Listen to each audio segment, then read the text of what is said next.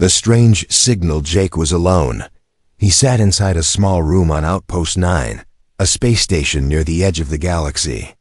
The room was quiet, filled with the soft sound of machines. Jake was a space mechanic. His job was to fix broken ships and monitor signals. Nothing exciting ever happened here. He drank his cold coffee and looked at the screen. Just stars. Just silence. But then, something changed. Beep, beep. A red light blinked on his control panel. A new signal was coming in. It was strange old. Broken and weak. Jake leaned forward. Not from any known ship, he said to himself. He clicked a button.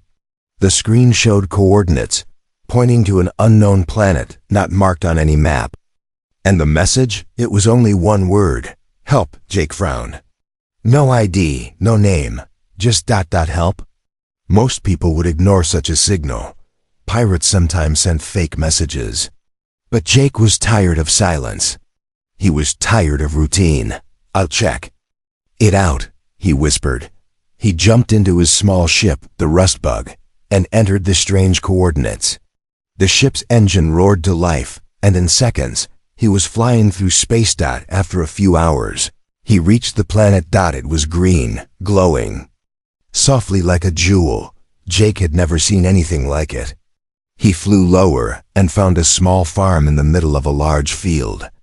The farm was strange floating cows, silver fences, and blue grass that moved like water.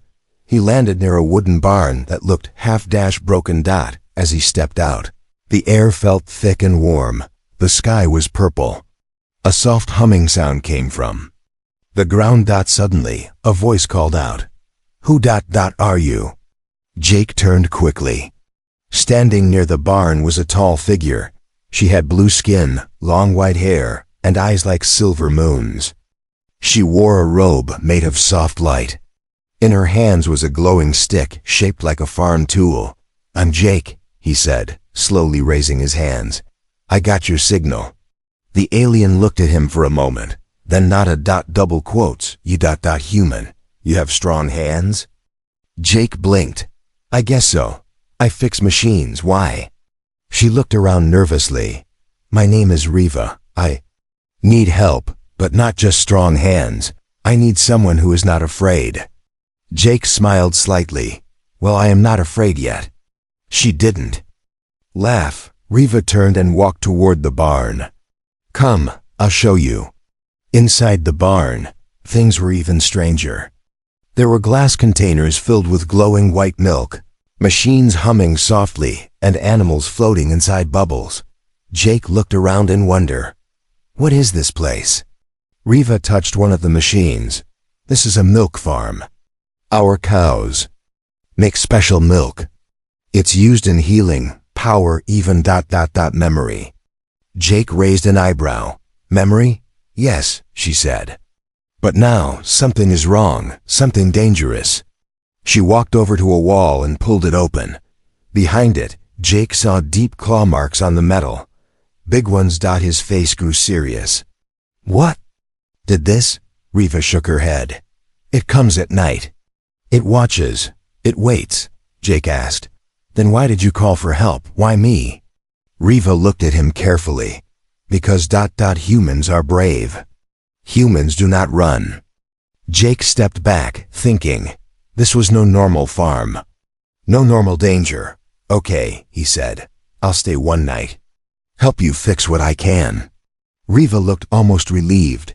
"You will need this," she said, handing him a small light that looked like a ball, for the dark. As night came, Jake worked on fixing some broken machines. Riva prepared the barn doors and locked them. The cows were quiet. The grass outside didn't move. Then, a sound, scrurch, scrrrch. Jake froze. He looked at Riva. She was pale, holding the glowing stick tightly. "It's here," she whispered. The barn shook slightly. Something was moving outside. Something big. Jake picked up a metal pipe and stood next to her. They waited. But the sound stopped. Silence. Then, suddenly, a loud bang. On the roof. Jake looked up. His heart pounded. Riva didn't move. The roof creaked. And then the sound disappeared. Gone. Jake let out a breath. Riva sat down slowly. This is every night now, she said. But it is getting bolder. Jake looked at the deep claw marks on the door. He didn't know what kind of farm this was, or what kind of creature was hunting it. But one thing was sure, he was not going anywhere. Not yet. Jake didn't sleep that night. He sat near the barn door, holding a metal pipe in his hand. The soft blue light Riva gave him flickered like a dying candle. Outside, the strange forest made soft clicking sounds, like insects whispering. In the dark, but the creature never came back. When morning came, the light changed. The purple sky turned a soft orange. Floating cows drifted slowly across the grass, glowing faintly. They looked peaceful, like balloons in the wind. Jake stepped outside, stretching his arms. His back ached. The planet's gravity was slightly heavier than Earth's. Riva was already awake. She stood near the field, her long hair glowing in the morning light. She held a small metal can and poured glowing liquid onto the soil. The grass shimmered. Jake walked up behind her. So. Is this milk magic or science? Riva looked at him without smiling. Both. She waved her hand, and a small panel opened in the ground. Inside was a machine Jake didn't recognize. Wires, crystals, and liquid tubes pulsing like veins. He knelt beside it, curious. Is this a power source? She nodded. The milk powers everything. The house. The machines. Even dreams. Jake blinked. Dreams? Riva didn't explain. She stood up and walked toward the barn. Jake followed. Inside the barn, he saw more strange machines. Some looked like milking stations, but others looked like memory readers, glowing with soft images, old alien cities, faces, and even stars. Riva pointed to a machine that was sparking. This broke 2 nights ago. Without it, the milk turned sour. Jake studied it.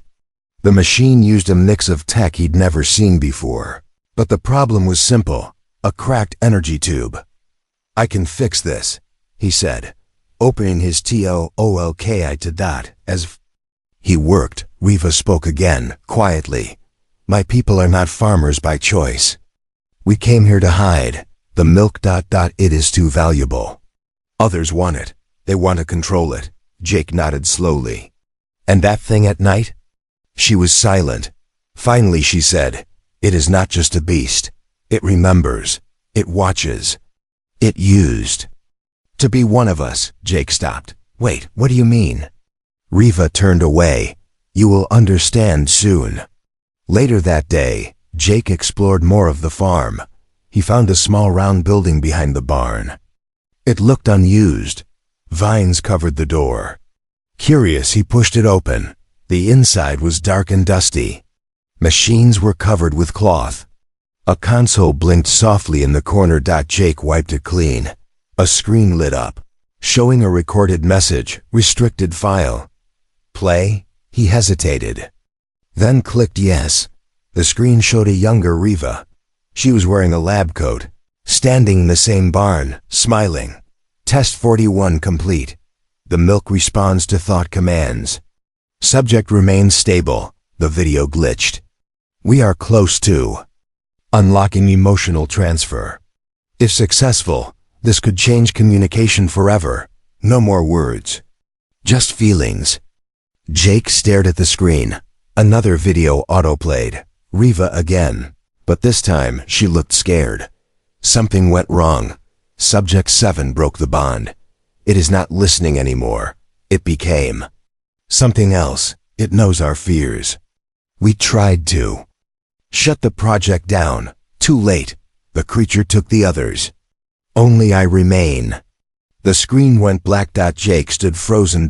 So Riva wasn't just a milkmaid. She was a scientist. A creator of something dangerous, and she didn't tell him. Suddenly, a sound behind him. He turned, and Riva was standing in the doorway. Her face unreadable. You were not supposed to see that, she said softly. Jake raised his hands. Why did you lie? She stepped inside slowly. I didn't lie, she said. I just didn't tell the full truth. Would you have helped me if you knew? Jake didn't answer. Riva sat on a broken bench and looked at him. I was trying to create something beautiful, she said. A way for beings to share emotions without pain. But the process went wrong. One test subject. It broke. She looked outside the dusty window. It lives in the woods now. It wants me. It hates what I did. But it also remembers everything, Jake whispered. And now it knows about me. Riva nodded. Yes, you're part of the story now. That night, Jake couldn't sleep again. He stood outside the barn, watching the trees, and from deep inside the forest, he saw something move, a shape, tall, thin, glowing eyes. Watching it didn't come close, but it didn't leave either. Jake was dreaming, but not like before. He wasn't on the farm anymore. He stood in the middle of a bright white room, floating in the air. Around him were mirrors, but they didn't show his face. Instead, they showed memories not his own, but Riva's. He saw her laughing with other blue-skinned aliens in a lab. He saw her crying beside a dark pod, whispering apologies, and then he saw himself lying on the floor of the barn, asleep, watching him. Was the creature. Its eyes met his in the dream, and Jake woke up gasping. The barn was dark, except for the soft glow of the floating milk tanks. Riva was gone. Jake stood up, grabbed the glowing light orb she'd given him, and stepped outside. Night was quiet. Too quiet. Then he saw her. Riva stood near the trees, her back to him, whispering in a low voice. But no one was there. Jake crept closer, careful not to make a sound. He heard her say one word. Forgive. Suddenly, the light orb in his hand pulsed. Riva turned quickly. She looked shocked, then angry. You followed me? She asked. Jake stepped forward. You were talking to it, weren't you? Riva didn't answer. I saw it, Jake said. Last night, watching, waiting, and now you're out here. Whispering to the air? Riva lowered her eyes. I had no choice. Jake's voice was sharp. No choice? You brought me here. Used me to fix your machines. Lied about what really happened. What else are you hiding? She didn't answer, but then the ground began to shake. A deep hum filled the air. The trees rustled without wind. Jake felt something push against his chest, not with force, but with emotion. Fear, anger, sadness. It's here, Riva whispered. From the shadows a shape appeared, not walking, not flying, just sliding forward like liquid shadow. It had no mouth, but Jake could hear its voice in his head. Human, helper, fixer, pain. Jake backed away. What is it saying? Riva's voice was barely a whisper. It's remembering you, your hands. It knows what you fixed. Jake felt pressure in his skull. His vision blurred. Then, suddenly flashes of memory not his own. A cage, screaming voices. Milk turning black. And Riva, locking the door. Jake collapsed to one knee. The creature stopped moving. Watching, Riva stepped between them. No more, she said. The creature didn't attack. It simply vanished, gone into the dark. Jake sat against the barn wall. Sweating, shaking. Riva handed him water, but he didn't take it. You were trying to control it, he said. You fed it that milk. You made it feel things it didn't understand. She nodded. I thought I could teach it empathy. But its mind was too wild. It turned the feelings into nightmares. Jake looked up at her. And now it wants to share those nightmares with me. She sat beside him. Not share, she said. It wants to give them to you, all of them. Because it believes you might survive them. Jake shook his head. I'm not your test subject. No, she said. But you're not just a guest anymore, either. The next day, Jake tried to leave. He went to his ship, ran a systems check, but something was wrong. A small part of the engine was melted. He called. Riva. She didn't look surprised. It came. To your ship last night, she said. It doesn't want you to leave. Jake stared at her. You knew this would happen, he said. You knew it would trap me here. Riva's voice was calm. Yes, but I hoped. Maybe you'd choose. To stay. He laughed once, bitterly. Stay in what? Become part of your broken science project? She didn't flinch. No, stay and help me finish what I started. Jake looked at his hands. They were calloused, strong, built for fixing, not fighting. But now they were marked by something stranger, something deeper. The creature had touched his mind. And now he couldn't stop thinking about it. The pain, the sadness, the loneliness. It wasn't just a monster. It was a memory that wanted to be understood. That night, Riva gave him a small glass of milk. You'll need this, she said, to go deeper. Jake hesitated. Then he drank it. His body went cold, then hot. Then silence. He wasn't in the barn anymore. He was in the creature's past. Jake stood in a memory. That wasn't his. He wasn't dreaming. He wasn't awake. He was somewhere in between. The sky above him was gold, the grass silver, and the air buzzed like electricity. He saw Riva, but younger, standing inside a white lab, smiling, her hands deep inside a glass tank full of glowing milk.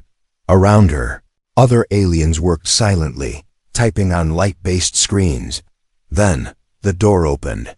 They wheeled in a small, dark creature. Thin arms, glowing eyes, soft skin like black jelly. It looked around, confused, scared. Riva knelt beside it and whispered, Don't worry. You will feel love now.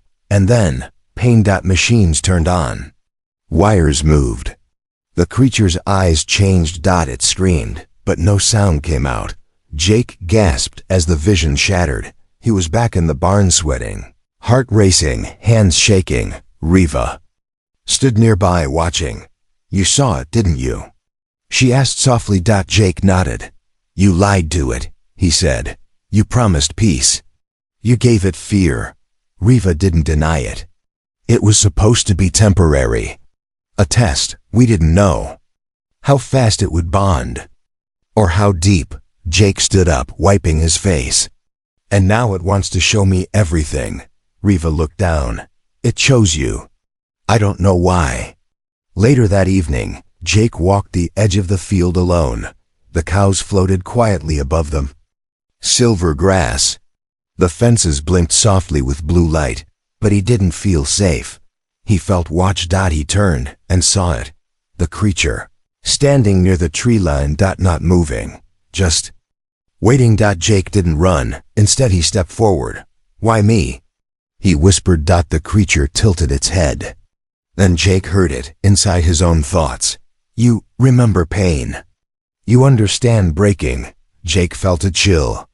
The creature wasn't talking about its own pain. It was reading his. Jake remembered being stuck alone in Outpost 9, remembered the silence, the long nights, the ache of being forgotten. That was the connection. They were both left behind. Suddenly, a pulse hit Jake's chest. His body froze. His mind was pulled again. Another vision. But this time, it was his own memory.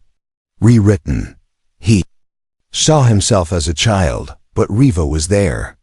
So was the creature. Both standing over his bed, whispering things he didn't understand. He screamed. Then darkness. He woke up on the floor of the barn. Riva was gone. Jake sat up, dizzy. His vision was strange. He could see emotions in color now. Fear was red. Curiosity was green. And near the barn door was a cloud of black and violet. He grabbed a tool and walked toward it. Behind the barn, he found a hatch, half hidden under vines. It wasn't on any map Riva had shown him. Jake opened it. Steps led down into the ground. The air smelled like old milk and metal. He climbed down. Below, he found Project Room 7. Screens, broken tanks, crates full of glowing bones. And in the middle a pod. Inside the pod, floating in silver milk, was another creature. Smaller. Sleeping. Jake's hand moved to the glass. It was cold. A file sat beside the pod. Subject 8. Unstable. Do not awaken. Jake read the report. Riva's handwriting.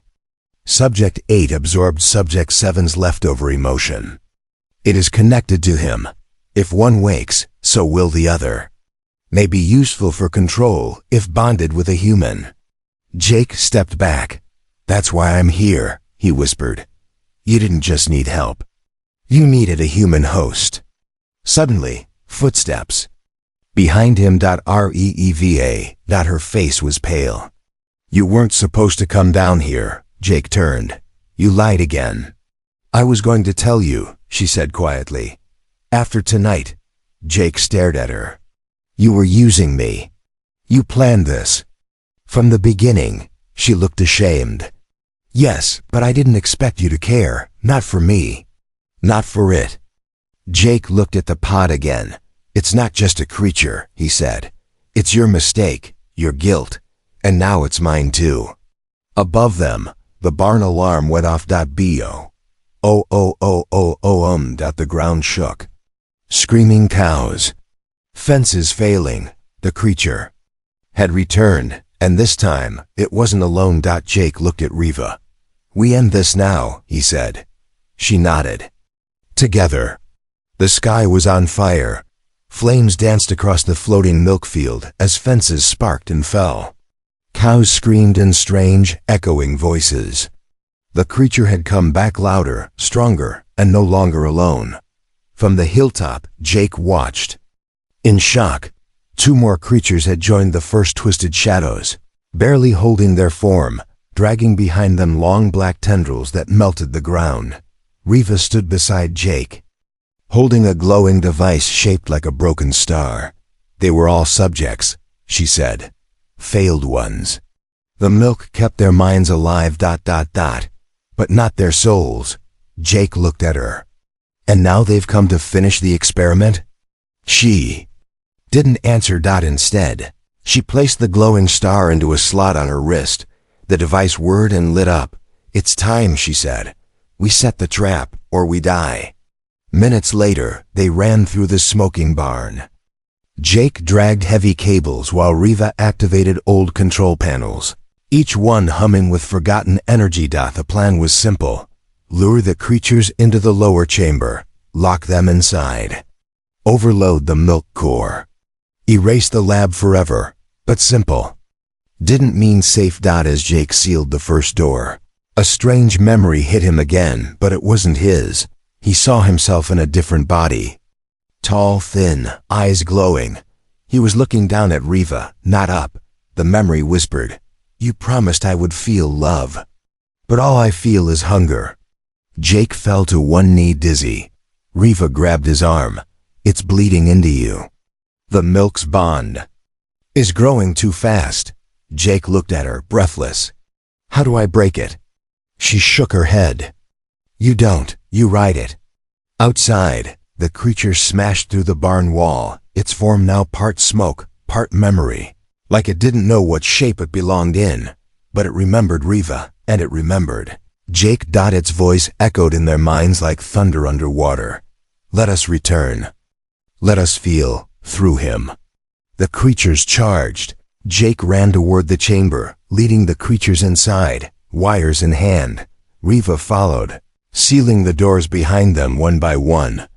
Inside the lowest room, the same place Jake had found Subject 8. The trap was ready. Wires pulsed. The milk core boiled. The pod glowed dangerously. Jake stood on a platform, breathing hard, as the lead creature stopped in front of him. Only feet away. Suddenly Jake heard his own voice, but not from his mouth, from the creature. We are the same. You fix machines. We fix memories.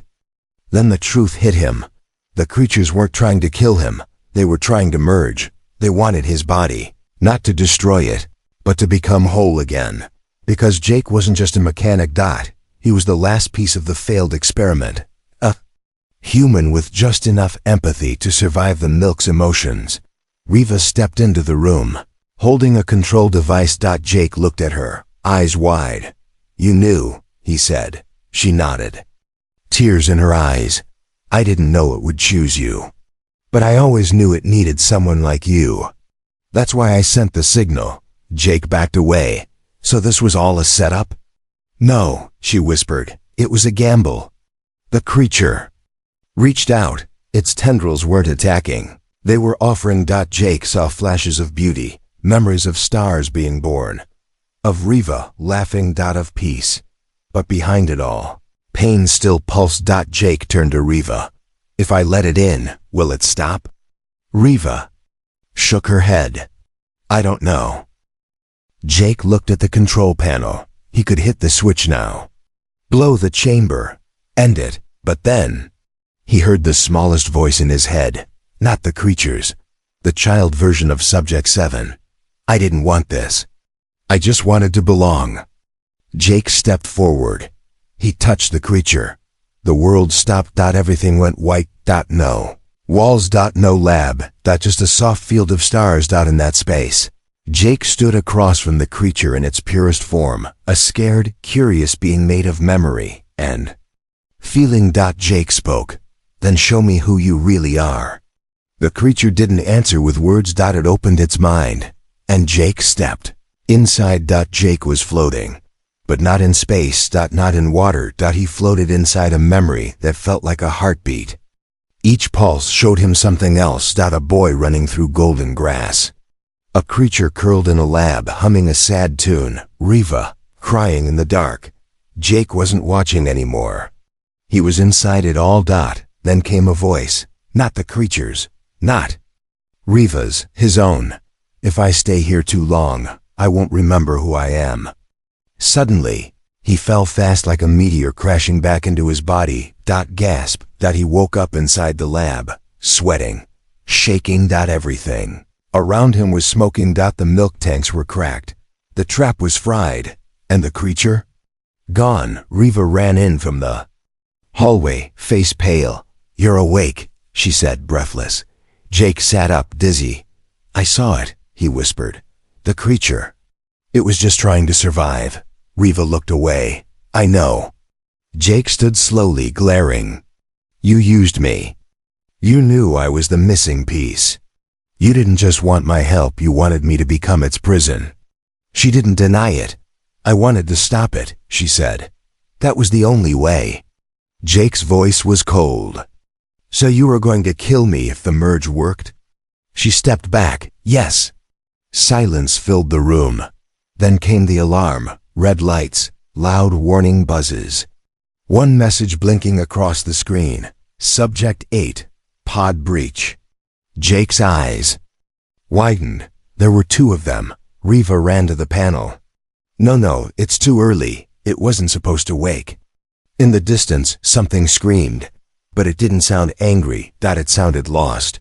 They rushed to the pod room. It was in ruins. The glass was shattered. Liquid milk trailed out of the room, like footprints. Subject 8 had awakened. But unlike Subject 7, this one had no memories. It was pure instinct. Jake followed the trail into the barn. There, standing in the center of the field, was a small figure, pale, fragile, shaking. It looked like a child, but its skin shimmered with shifting light. It turned its head slowly toward Jake, and for one moment it smiled. Then it vanished. Riva caught up. If 8 and 7 meet, they could complete the bond. And if that happens, Jake finished her sentence. They're single quotes, as no coming back. Riva nodded. They'll merge and take me with them. Take everything. That night, Jake packed his tools. I'm leaving, he said. I've seen enough. Riva didn't stop him. She just whispered, your ship won't start. It's still broken. Jake walked into the launch bay anyway.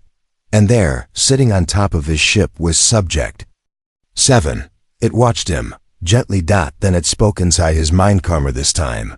We saw your heart. We felt your silence. We remember you now, as friend.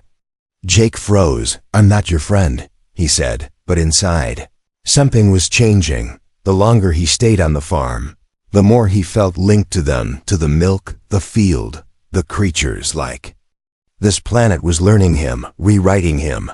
Later he confronted Riva one last time. "Tell me the truth. All of it." She finally confessed. "My people didn't just harvest milk," she said. "We harvested emotion, from volunteers, from prisoners, even from humans." Jake's hands clenched. "You stole feelings?" Riva looked ashamed. "We believed emotion was power, but when we extracted too much, we broke minds. Created creatures with too much memory and no way to control it." Jake stared. "So the milk isn't just fuel. It's what single quotes is left of them," she whispered. "The ones we lost." Suddenly, the ground trembled. The sky flashed violet. Subject 7 and Subject 8 were near each other, close enough to finish what had begun years ago. Jake turned to Riva. "I'm not letting this happen." Riva looked at him with fear and something else. Hope. As Jake ran toward the field, toward the final meeting, he whispered to himself, "If I have to become one of them to stop them, then maybe I already have." The stars were falling. Jake stood in the middle of the alien field, looking up as the sky cracked like glass. Pieces of light drifted down like burning snow. It wasn't weather. It was memory breaking free. The milk field was glowing too bright. The floating cows had vanished. The machines were dead. And near the barn stood two figures, one tall and shifting like smoke, the other small and trembling with light. Subject 7 and Subject 8. They were facing each other now. Moments away from merging, Riva stood behind Jake, her voice small. "If they join, the farm becomes their body. This planet becomes their mind. And everything inside it, including us, will melt into them." Jake's heart pounded. He had seen the truth in their memories.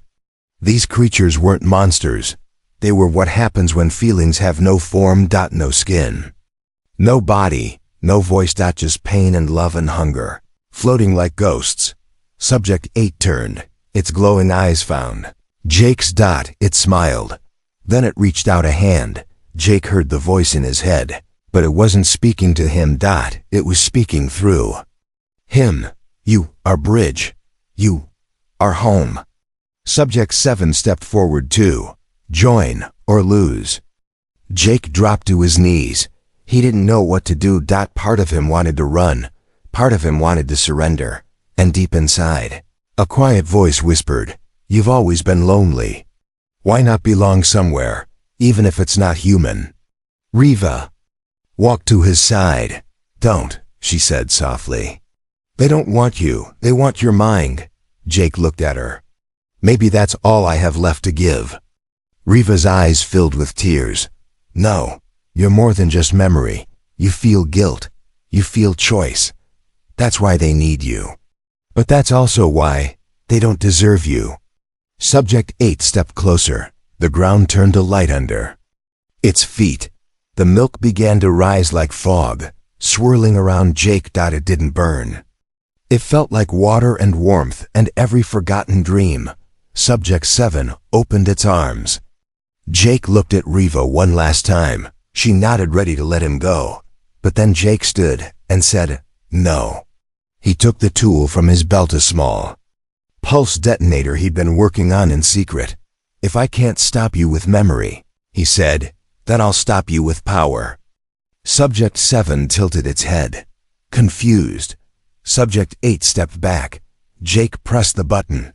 The detonator began to hum. Riva shouted, "You'll kill yourself." Jake smiled sadly. "I was already lost the day I got that signal." He turned to the creatures. "But I found something here.